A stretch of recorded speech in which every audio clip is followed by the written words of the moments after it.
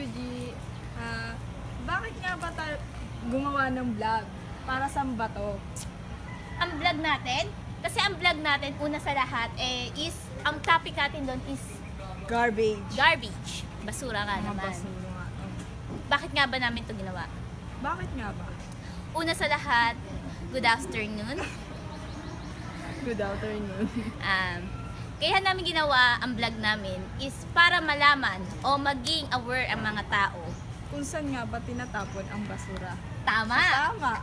Tama!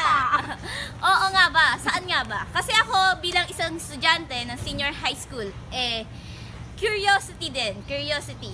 Parang saan nga ba nilalagay ito? Saan napupunta? Pagtapos ilabas sa inyong Mga bahay. una, Siyempre, dapat una hiwalayin ang nabubulok at saka hindi nabubulok. Para maging maayos din ang ating mga basura. oo, tama yon.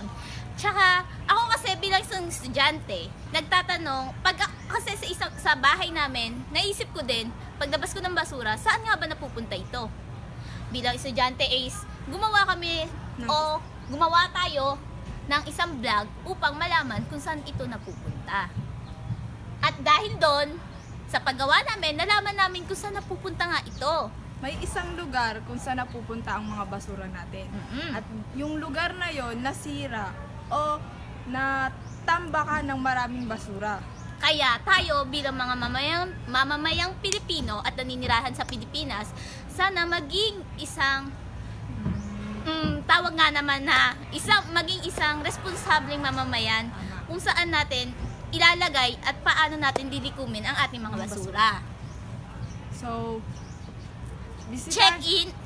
Check and bisitahin nyo nga po ang aming website.